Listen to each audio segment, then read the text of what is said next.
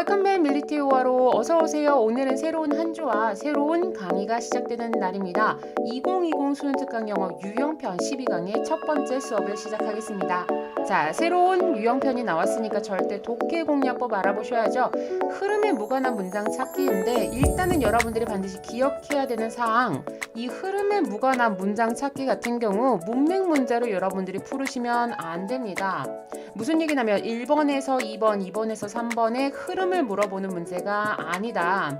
여러분들이 기억하셔야 되는 부분 처음부터 1번 내지 2번 문장까지가 주제문이에요. 그래서 여러분들이 이 주제에 어긋난 문장을 고르거나 아니면 이 주제와 반대되는 의견을 골라야 합니다.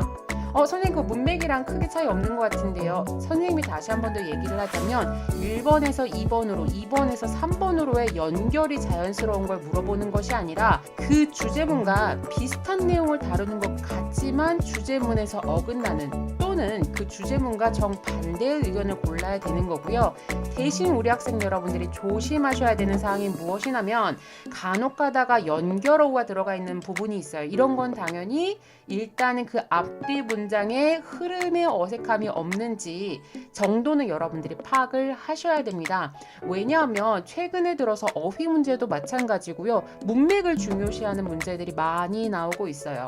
그러다 보니까 만에 하나 연결어구가 있다면 당연히 역접이 있으면 바로 앞문장과 전환이 이루어져야 되고 그 다음에 therefore 이런 것들이 나온다면 앞에서 뒤에로 원인과 결과가 정확하게 이루어지는지 정도는 여러분들이 파악을 하셔야겠죠? 자, 그러면 절대 독해 공략법을 가지고서 2019 대수능 문제를 여러분들하고 같이 풀어보도록 하겠습니다. 흐름과 관계없는 문장을 고르라고 했어요. 선생님이 요번 3월달 모의고사 풀이를 해주면서 설명을 했었는데 일단은 뭐다? 우리가 1번 앞에 있는 문장을 정확하게 파악을 해야 됩니다. 우리가 이 문제가 점점 어려워졌다는 걸 어떻게 할 수 있냐면 예전에는 1번 앞문장이 주제문이었어요. 그러다 보니까 우리가 주제문을 파악한 다음에 1번부터 5번까지 각각 키워드만 체킹을 해서 금세 답을 고를 수가 있었다고요. 그런데 어느 날부터 1번 문장까지가 주제문이었었고 그 다음에 또 2번 문장까지 주제문이었었고 요번 대수능 같은 경우에는 보이시죠? 역접이 여기서 있었다는 건 무슨 얘기예요? 3번 문장까지가 주제문이었었어. 그래서 가면 갈수록 우리가 주제를 빨리 파악을 해가지고 그 주제에 어긋나는 부분만 찾으면 됐었는데 주제가 점점 뒤쪽으로 밀려나다 보니까 이 문제를 풀기가 어려워졌다라고 볼 수밖에 없겠죠.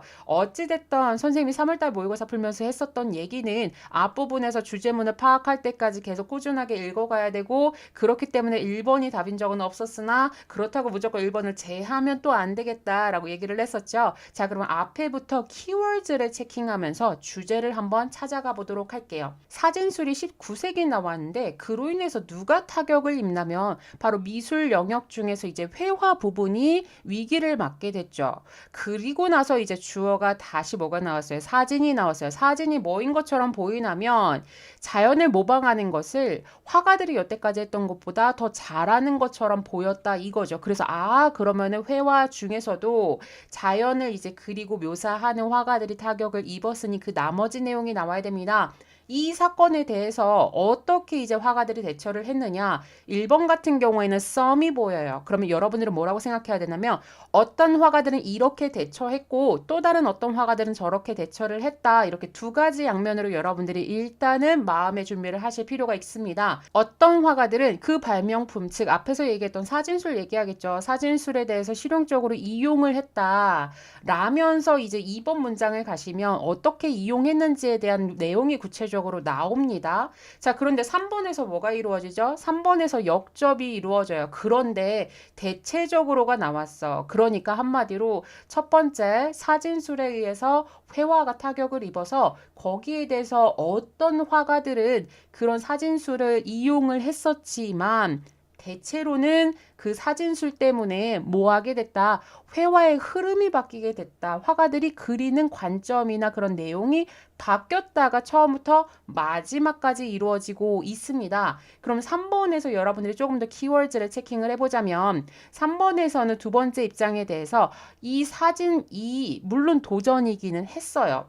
하지만 화가들로 하여금 직접적인 표현을 멀리하고 뭐를 하게 했다. 바로 추상적인 이제 그림을 그리게끔 만들었다라는 얘기가 나옵니다. 그리고 이제 4번에 therefore 나왔어요. 당연히 3번에서 내용이 연결이 되어줘야 됩니다. 3번에서 가장 대표적인 키워드가 이제 abstract가 되겠죠. 추상적인 그림을 대체로 그리게 됐다. 즉 그림의 전환이 이루어졌다가 여기에 핵심인 거예요. 그러니까 왜 화가들이 이제 추상적인 그림을 그리게 됐느냐? 그것은 바로 사진술이 등장을 했기 때문이다가 이 글의 주제라고 봐야 되는 겁니다. 그런데 4번에서 갑자기 또 이 화가들이 어디에 더 집중을 했대요? 자연을 묘사하는 것에 더 집중을 했다라고 하죠. 그러면 이거는 말 그대로 3번에 있었던 주제문과 완전히 전환을 이루는 정반대의 의견이 되겠습니다. 더불어서 이제 5번까지 읽어야 정확하게 맞았는지 틀렸는지 알 수 있겠죠. 5번 같은 경우는 이제 화가들이 자유로워져서 무엇을 볼 수 있게 됐다. 내면의 세상을 볼 수 있게 됐다. 상상 속에 있는 것들을 이제 표현하게 됐다로 이제 내용이 끝나게 되죠. 그래서 5번이 이제 3번과 일치하는 부분입니다. 한마디로 이번 대수능이 이제 어려울 수밖에 없었던 것은 가장 핵심적인 주제문은 3번에 있었다라고 보여집니다. 그러다 보니까 주제문이 상당히 뒤쪽에 있었고요. 그 다음에 두 번째는 또 뭐다? 문맥까지 따져야 됐었던, 즉 but과 therefore를 가지고 우리가 그 앞문장과 뒷문장의 연결성까지 이제 따지게 된 문제입니다. 그러니까 예전에는 앞뒤 문장의 연결성을 따지라는 문제가 나오질 않고 보통은 주제문에 벗어나거나 반대되는 개념을 물어봤어요. 사실은 얘도 이 4번 문장이 3번이라는 주제와 완전 반대를 이루고 있기 때문에 기존에 풀었던 문제 방식과도 같다라고 볼 수는 있습니다만 우리 학생 여러분들이 뭐를 챙겨야 된다? but과 therefore를 통해서 앞뒤 문장의 문맥까지 챙겨야 됐기 때문에 이번 대수능 문제 같은 경우에는 학생들이 왔다 갔다 하면서 우리 학생 여러분들이 핵심을 잡기가 굉장히 어려웠었던 그런 문제라고 보여집니다. 자, 그러면 12강 문제 빨리 풀어보도록 할까요? 12강의 1번 문제가 되겠습니다.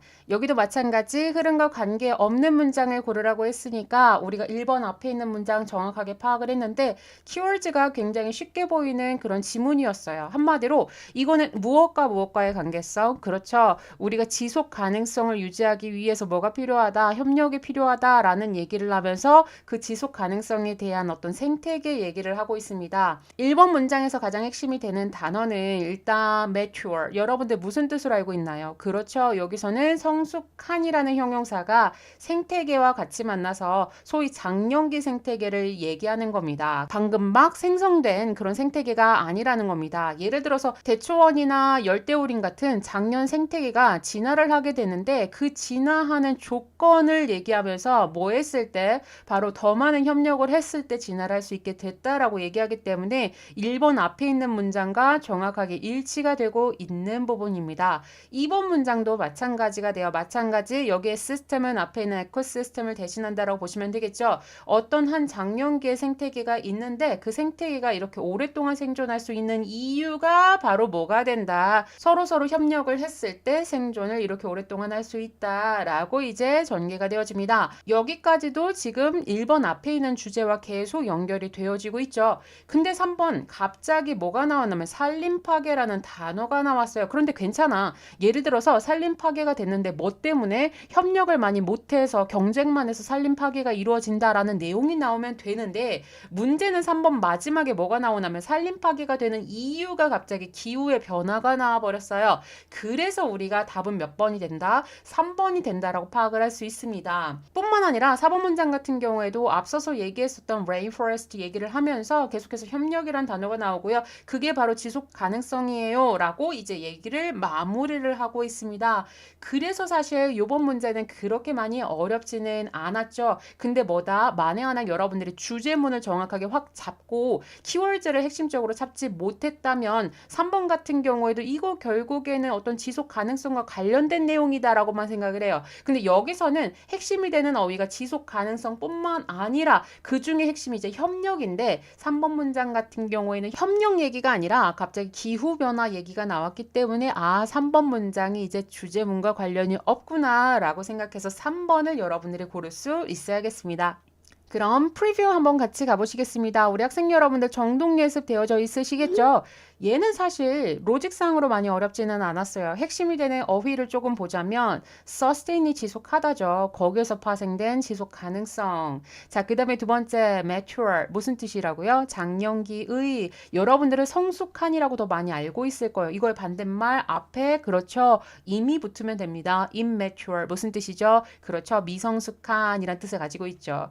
자, 그리고 나서 hostile 지금 몇 번째 나오는지 모르겠어요. 마지막으로 얘는 정말 중요합니다. employee가 그냥 단순히 여러분들이 누구를 고용하다라고만 알고 있는데 얘는 실질적으로 뭐를 이용하다, 사용하다라는 동사로도 우리 독해에서 자주 나옵니다. 반드시 여러분들이 알고 계셔야 되는 단어가 되겠습니다. 자, 다음으로 핵심이 되는 어휘를 가지고 스토리라인 전개하는 스키밍 같이 해보실게요. 내용은 어렵지가 않아서 이건 한마디로 지속 가능성을 갖기 위해서의 조건이 이제 협력이 되는 겁니다. 그러면서 장년기의 생태계를 예를 들어서 계속 설명을 해주고 있어요. 여러분들 생각해 보세요. 그 생태계가 굉장히 복잡하다라는 것은 그 생태계의 규모가 뭐하다는 걸 의미할까요? 굉장히 거대하다라는 걸 의미를 하겠죠. 그러니까 이런 예시를 들면서 이렇게 복잡한 생태계 구조를 가지고 있었다는 것, 오랫동안 그 생태계가 유지하고 생존할 수 있었던 것은 그 생태계에 소속해 있는 종들이 서로가 협력하는 방법을 배웠기 때문이라고 얘기를 하죠. 그러면서 사실 그 뒷부분도 그 앞에 있는 것에 대한 부연 설명일 뿐 구체적으로 설명이 되어지고 있는 건데 사실은 앞에부터 뒤에까지 계속 일관된 내용을 하고 있어서 독해를 하기에는 어려움이 없는 지문이 되겠습니다. 자, 그러면 다음으로 오늘 알고 오늘 끝내는 5화로 구문 독해 한번 같이 가보도록 할게요. 우리 학생 여러분들 선생님이 학습을 훨씬 더 편하게 할 수 있도록 무료로 이 학습 자료를 블로그에다가 배포를 하고 있어요. 거기에서 여러분들이 다운받아서 같이 학습을 하시면 될 것 같고요.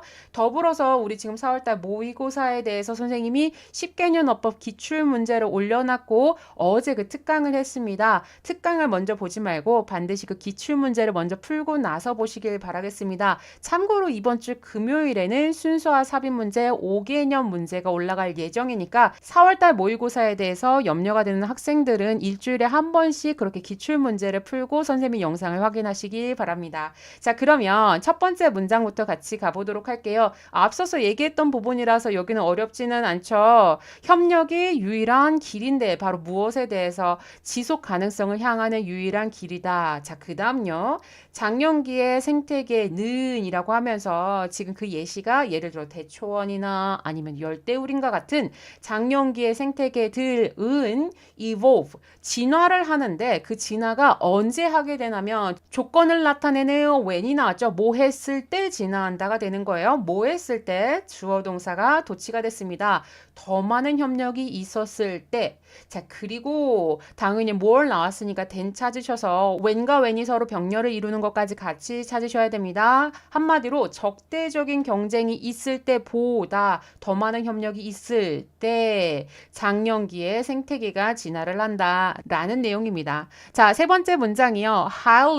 highly는 매우라는 뜻이죠. 그러니까 방금 전에 얘기했었던 그 열대우림의 매우 복잡한 생태계의 는이 주어고요. 특히나 생생한 예시가 될 수 있어요. 바로 장년기 생태계에 대한 생생한 예시가 될 수 있는데 이 장년기 생태계라는 것이 무엇이냐? 이것은 바로 has survived. 생존을 했는데 수백만 년 동안 생존을 했어요. 자, 그리고 나서 그 생존한 원인에 대해서 부연 설명을 해줍니다. 그 생태계 안에 있었던 종들이 서로 협력하는 방법을 배웠기 때문에 수백만 년 동안 생존을 한 성숙한 생태계의 생생한 예시가 된다. 요렇게 여러분들이 보셔야 되겠습니다. 어법적으로 하나를 보자면 여기 has survived라는 지금 현재 완료 시제가 왔어요. 뭐 때문에? 그렇죠. 이 생존을 해왔던 연도를 지금 얘기를 해주고 있죠. 수백만 년 동안이라는 계속적인 상황이 됩니다. 그래서 여기서는 현재 완료가 쓰였다라고 보실 수 있겠죠. 자, 4번 문장이요. 열대우림에서 모든 종들이 완전히 이용이 되는데 자, 여기서 여러분들이 본동사 자리 좀 오랜만에 체크를 해보겠습니다. 첫 번째, 일단 시제는 선생님이 체크를 안 하는 이유가 이 지문 전체가 다 시제가 현재 시제를 이루고 있어요. 그러면 수일치랑 능수를 체크해야 됩니다. 수일치 같은 경우에는 학생들이 선생님 여기 왜 복수가 왔어요? 라고 하는데 species, 여러분들 종이라고 하죠. 이거 사전으로 한번 찾아보세요. 이거 단수일 때도 species고요. 복수일 때도 species라고 표기를 합니다.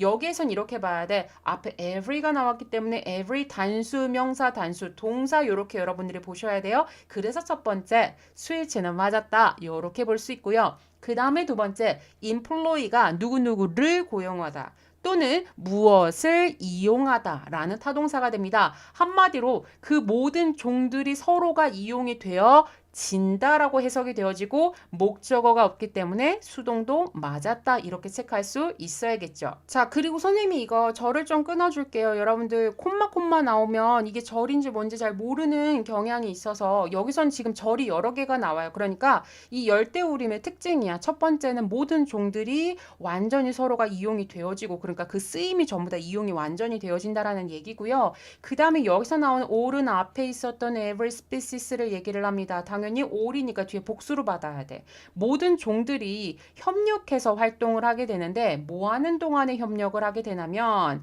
자, 자신의 원천들을 전부 다 재활용하면서 협력하면서 활동을 한다. 이렇게 여러분들이 보실 수 있는 문장입니다. 참고로 자, 선생님 이거 얘기하는 거 너무 지겹죠? while 자리에 during 오면 안 된다. 왜냐하면 얘를 동명사로 보면 안 된다라고 말씀을 드립니다. 왜? during은 뒤에 동명사 목적으로 취할 수 없다. 얘는 여러분들 분사로 보셔야 돼요. 그 다음에 자 뒤이어서 이 열대우림에서는 세 번째 이제 특징이 나가는 겁니다. 모든 산물이나 모든 편익이 분배가 되어지죠. 어떤 방법으로 분배가 되어지는데 이 방법을 수식해주는 that을 여러분들이 주의를 하셔야 됩니다. 일단 어법적으로 여러분들이 that이 왔다고 해서 어려워하지는 않을 것 같아. 왜냐하면 보통은 이렇게 생각하죠. 앞에 away 있고 그 다음에 뒤에가 주어, 동사, 그 다음에 보어까지 문장이 완전하네 해서 동격 접속사로 보는 학생들도 많이 있어요. 그래서 그냥 단순히 우리가 어법을 맞았을 때 틀렸을 때를 구하는 어법 문제에서는 사실 대신 나왔다고 해서 우리 학생들이 틀릴 것 같지는 않아. 근데 참고로 선생님이 얘기를 하자면 앞에 away가 있죠. 동격 접속사로 봐도 무관을 하지만 더불어서 뭐도 생각할 수 있냐면 자 우리가 away라는 선행사를 how라는 관계 부사가 그 사이에 어떻게 되어져 있죠? 숨어 있는 겁니다. how가 나올 수 없는 이유는 way하고 how를 같이 쓸 수가 없잖아요. 그래서 이 how를 대신하는 관계 부사 대수로 봐도 우리가 무관합니다. 그리고 이 way와 동격을 이루는 동격 접속사로 봐도 무관하죠. 여러분들이 이제 관계 부사 하면은 시간, 장소, 그 다음에 이유, 방법 이렇게 네 가지만 기억을 하죠. 이 전체를 대신할 수 있다라는 얘기를 선생님이 예전에도 설명을 했었습니다. 근데 굳이 우리가 그렇게 알 필요가 없는 것이 관계부사라는 게 결국 뭐예요? 앞에 있는 선행사를 수식해주고 뒤에 있는 문장이 완전하게 되죠. 그 자리에 that을 넣었다고 해도 우리 학생 여러분들이 동격 접속사라는 것을 알고 있기 때문에 어법적으로 풀 때에는 그렇게 어렵지는 않을 겁니다. 자, 그럼 뒷문장을 보셨을 때 모든 종이 뭐한다? remains 남아있는데 건강한 상태로 남아있는 방법으로 분배가 되어진다. 이렇게 여러분들이 볼 수가 있습니다. 하나 주의하셔야 되는 건 여기에 부사가 오면 안 되는 이유 remain 오랜만에 나왔는데 아주 대표적인 이형식 동사죠. 뒤에는 반드시 형용사가 나와줘야 되겠습니다.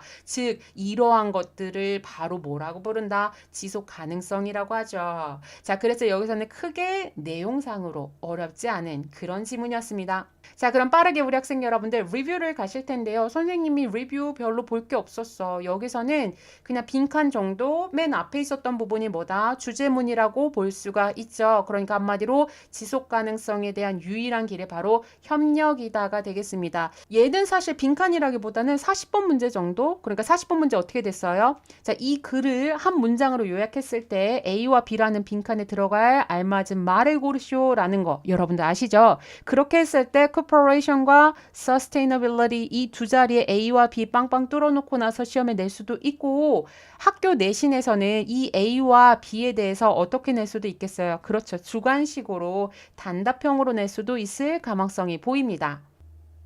자, 그러면 2번 문제 같이 풀어보도록 하겠습니다. 12강의 2번 흐름과 관계없는 문장이 계속 이어지고 있는데요. 일단 선생님이 얘기했었던 거 가장 핵심적인 건 주제에서 벗어난 것 또는 주제와 반대되는 걸 찾아야 됩니다. 비슷한 어휘가 나왔다. 앞뒤가 조금 비슷하다라고 해서 여러분들이 답을 고르면 틀릴 수 있는 문제가 되겠습니다. 1번 앞에 문장을 확인하시면 일단은 이 지문 같은 경우는 1번 앞에가 주제문이었습니다. 가장 핵심이 되는 건 과학자라는 그 용어가 사용이 된 게 얼마 안 됐다. 그러면 그거와 반대돼서 뭐가 나오냐면 과거에는 이제 철학이 모든 것을 다 할 수 있었다. 한마디로 누가? 철학자가 모든 인간의 지식을 관리하는 대상이었다라고 얘기를 하죠. 1번에 있는 이 he는 당연히 앞에 있었던 필로소퍼를 얘기를 할 겁니다. 그러니까 우리가 얘기했듯이 이 철학자가 모든 영역의 지식을 다 알 수 있고 만에 하나 2번에서 그 철학자가 부지런한 철학자라면 학문적 지식의 총체를 전부 다 숙달을 할 수 있을 것이다. 그러니까 부지런하기만 하면 이거 공부하고 저거 공부하고 저거 공부해서 여러 가지 방면을 다 숙달할 수 있는 대상이 바로 철학자였다라는 거죠. 자, 그리고 나서 이제 3번에서 뭐라고 얘기하냐면 이것은 바로 현대 세계와는 굉장히 극명한 대조를 이루고 있다라고 얘기를 해서 3번에서는 현대 과학자들이 하나의 연구에 집중하는 이유가 나옵니다. 자, 그리고 나서 이제 4번에서 가장 핵심이 되는 게 philosophy of science가 됩니다. 주의하셔야 되는 건 정확하게 해석을 하자면 과학 철학이에요. 그러니까 오늘날의 과학 철학이라고 부르는 것은입니다. 그러니까 이거는 또 다른 어떤 과학의 한 영역이 되는 거죠. 분야가 되는 겁니다. 주의를 하셔야 되는 건 3번에서 오늘날 얘기가 나왔었고 앞에서부터 계속해서 philosophy of science 얘기가 나오니까 4번이 연결된다라고 생각하는데 핵심은 뭐가 된다? 핵심은 바로 이 대조가 된다라는 것.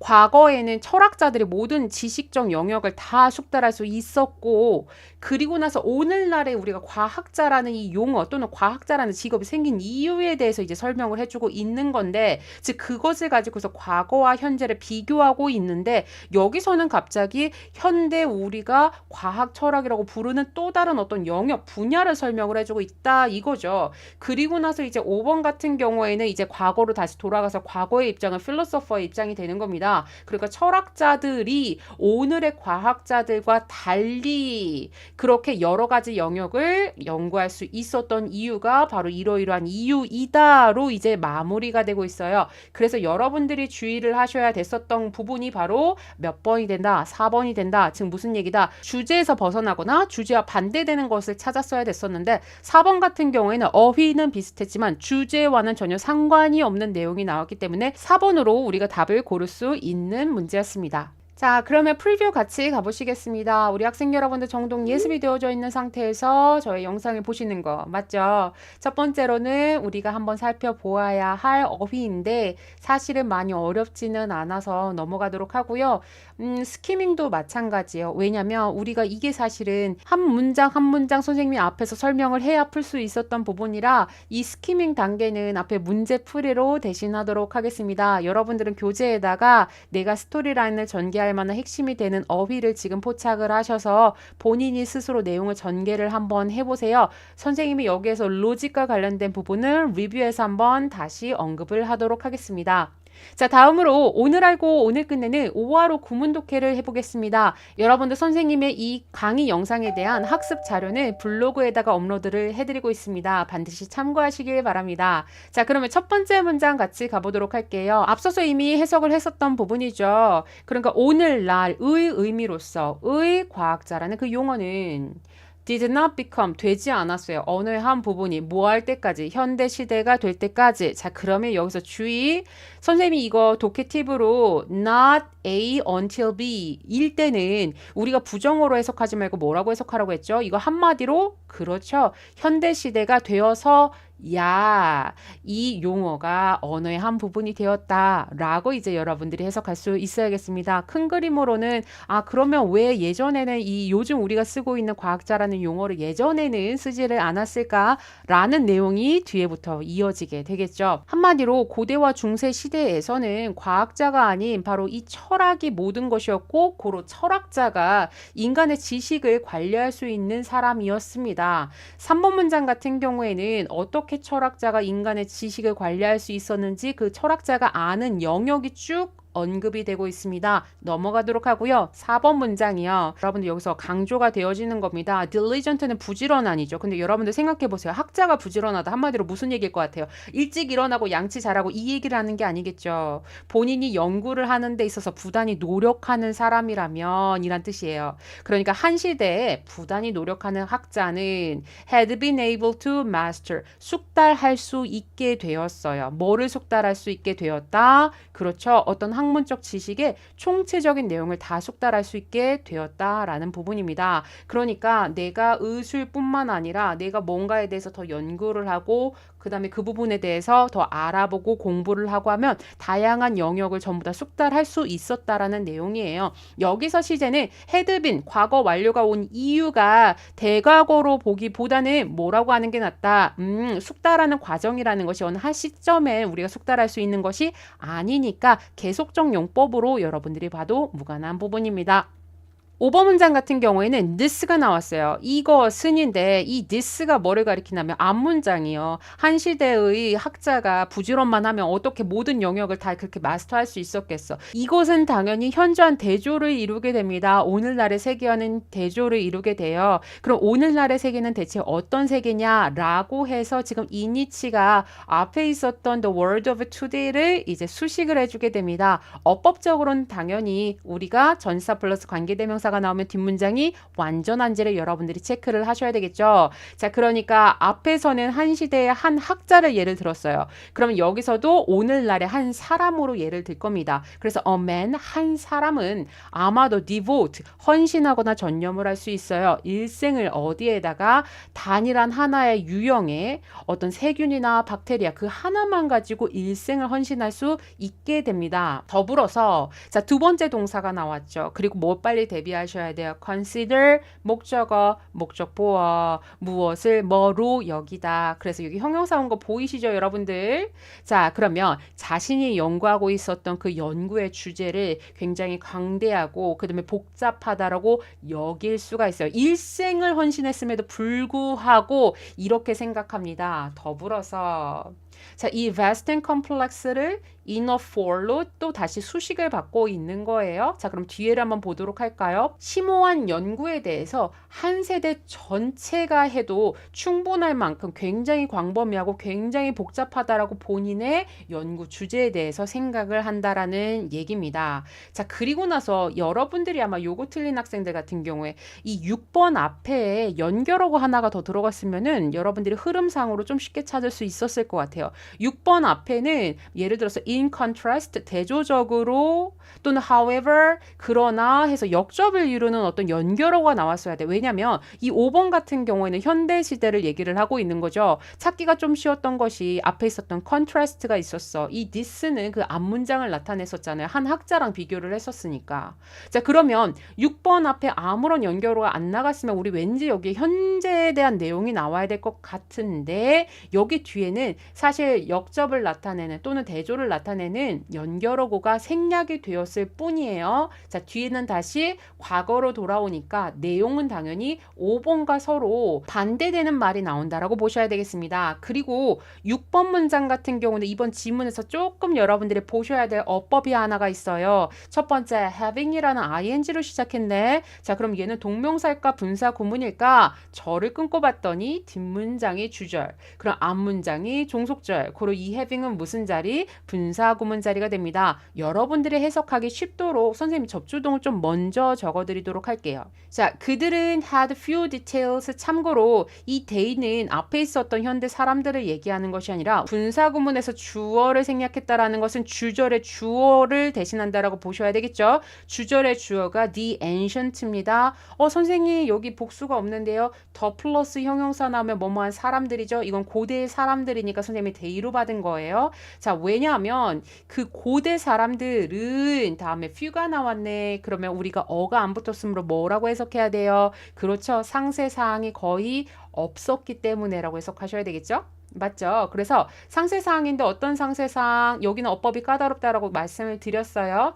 그러니까 그 사람이 어떤 지식을 추구하는 데 있어서 그 추구하는 과정에서 방해를 할 만한 어떤 구체적인 사항이 없었기 때문에 요렇게 여러분들이 해석을 하셔야 됩니다.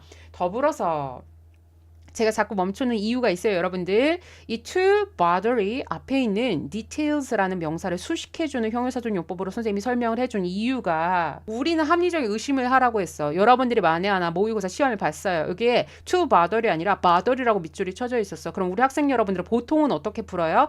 동사 원형이 왔네? 얘 동사 원형이 왜 왔지? 하고서 앞으로 하나, 둘, 셋 가다가 뭐에 걸렸어? have라는 동사를 만났어. 그래서 여러분들은 뭐라고 생각해요? 사역동사니까 사역동사, 목적어, 목적보호니까 동사 원형 맞았어 하고 넘어가죠. 이것 때문에 선생님이 자꾸 여러분들을 계속 합리적인 의심이 필요하다고 얘기를 하는 겁니다. 무슨 얘기냐면 우리가 고등학교 2학년 때까지는 아주 단순하게 어떤 단서를 찾아만 가서 충분히 어법적으로 문제를 풀 수 있었어요. 그런데 고등학교 3학년은 우리가 대학교를 가기 위한 진짜 시험이잖아. 내가 생각한 그 어법에 대해서 그 정답에 대해서 책임은 나한테 있는 거야. 한마디로 내가 사역동사네 그럼 목적보호야 라고 판단한다면 얘가 진짜 사역동사인지를 체크를 했었어야지. 자, 사역동사인지 아닌지는 어떻게 할 수 있어요? 사역동사는 누가 무엇 하도록 시키다라고 해석을 하죠. 근데 이거 그냥 삼형식 동사일 땐 뭐라고 해석해요? 뭐를 가지다라고 해석을 하잖아. 그래서 한동안은 이게 유행일 때가 있었어요. 5형식 동사도 가능하고 3형식 동사도 가능한 아이들의 이 보어 자리에 예를 들어 형용사 부사를 물어본다라든지 아니면 동사 원형 투부정사를 물어본다라든지 이런 문제가 한동안 유행일 때가 있었어. 그래서 그 당시엔 학생들이 해석을 많이 했는데 이게 또 사라지면서 학생들이 해석을 안 하려고 하죠. 선생님이 이번 4월달 그 10개년 어법 문제 풀이를 해주면서도 그 얘기를 했어요. 고등학교 3학년은 내가 선택한 정답에 대해서 책임을 져야 돼. 내가 사역동사니까 라고 얘기한 순간 얘가 진짜 사역동사인지 체크를 하셔야 되겠습니다. 자, 그러면 내용을 이제 마무리하도록 할게요. 자, 그 고대 사람들 같은 경우는 자신이 어떤 지식을 추구할 때 방해를 받는 어떤 상세사항, 구체적인 상세사항이 별로 없었어요. 그때 같은 경우에는. 요즘은 굉장히 많죠. 왜냐면 내가 이렇게 얘기를 했어. 근데 어떤 다른 과학자가 발달된 기술과 원리를 가지고 거기에 대해서 이제 딴지를 겁니다. 그러면 거기에 대해서 내가 또 다시 더 연구를 했어야 되는데 이때는 그걸 입증할 만한 게 별로 없었거든. 그러니까 이렇다라고 얘기하면 사람들이 그냥 믿으니까 오케이 이거 원리 끝 하고 이제 다른 거 다시 연구할 수 있고 여기에 호기심 가질 수 있고 이렇게 얘기를 하는 겁니다. 자, 그럼 볼까요? 자신이 추구하는 그 지식에 대해서 방해를 받을 만한 세부사항이 별로 없었기 때문에 고대 사람들은 생각을 할 수 있게 된 거죠. 어떤 방향으로 생각할 수 있었냐면 지금 사람들보다 넓고 포괄적인 어떤 그런 개념으로서 생각할 수 있게 된 겁니다. 한 예로 레오나르도 다빈치 같은 경우에 가장 대표적인 사람이죠. 직업이 정말 많았어요. 그리고 선생님이 TV에서 예전에 봤었는데 레오나르도 다빈치가 가장 좋아하는 직업이 요리사였대요. 최후의 만찬이라는 작품으로 굉장히 유명하잖아요. 작품을 그리는데 시간이 얼마 걸리지 않았다고 하죠. 엄청난 천재라서. 그런데 딴 거는 이미 다 그렸는데 뭐가 제일 오래 걸렸냐면 거기 식탁에 요리를 넣는 거. 그 요리의 종류를 넣는 거. 그게 엄청 오래 걸렸다고 하더라고요. 본인이 요리를 좋아해서. 어쨌든 자, 여기까지 여러분들 내용이 이해가 충분히 되셨을 겁니다. 그러면 우리 리뷰로 같이 마무리해 보도록 할게요. 이 글에서는 선생님이 글의 로직에서 보이는 부분이 삽입 문장과 빈칸이 되겠습니다. 첫 번째 빈칸. 자, 여기서는 지금 고대의 특징과 현대의 특징이 계속 번갈아 가면서 나와요. 여기는 고대의 특징이 되겠죠. 자, 그리고 여기는 현대의 특징이 되고요. 마지막으로 이제 고대의 특징이 됩니다. 그래서 이 부분을 여러분들이 충분히 유출을 해서 빈칸을 채울 수는 있습니다. 그리고 나서 어려운 삽입 하나 선생님이 넣어드리도록 할게요. 자, 이것은 굉장히 대조적이다라고 얘기를 하죠. 그런데 조건이 있어요, 여러분들. 만에 하나 우리 시험에서 얘를 이제 집어넣으라고 했어. 그럼 우리 학생 여러분들은 뭐라고 생각할 수 있냐면 요 뒤에 들어가도 되고요. 또 어디 뒤에 들어가도 돼? 여기 뒤에 들어가도 되죠, 그죠? 그래서 만에 하나 이거를 시험을 학교에서 낸다라면 조건은 하나가 있습니다. 여기 앞에 having 앞에 이 고대 앞에 아까 선생님이 잠깐 언급했었지만 in contrast나 however이라는 역접을 나타내는 연결어가 있다라는 전제 하에 이 삽입을 낼 수가 있어요. 왜냐면 여기에 사실 그 역접이 없잖아요. 그러면 사실 이 문장은 여기에 들어와도 되고 이 뒤에 들어와도 돼. 아시겠죠? 그래서 만에 하나 학교 시험에서 여러분들이 이 문장이 나왔어. 그럼 반드시 having 앞에 in contrast나 however이 있을 겁니다. 그러지 않고서 학교 선생님이 시험을 냈다라고 하면 이거는 굉장히 논란의 대상이 될 만한 그런 문제라고 보여집니다. 자, 오늘의 수업은 여기까지입니다. 우리 학생 여러분들 12강에 3번과 4번 문제를 내일 풀어오시는데 일단은 첫 번째 문제는 실전처럼 풀되 두 번째 우리가 답을 체크했을 때 흐름상 관계없는 문장 있죠. 오늘 선생님 강의를 보면 알았을 거야. 선생님이 그 흐름에 관계없는 문장에 대해서는 구문 독해를 안 해줬죠. 왜냐하면 이 지문이 우리가 변형이 된다라고 했을 때 당연히 흐름에 관계가 없는 문장을 집어넣은 채로 내지는 않을 거예요. 그러니까 여러분들이 정독 예습을 해왔을 때 흐름에 관계없는 문장은 빼고서 학습을 하시면 되겠습니다. 자, 그럼 오늘도 12강의 1번과 2번은 오늘 알고 오늘 끝내셨길 바랍니다.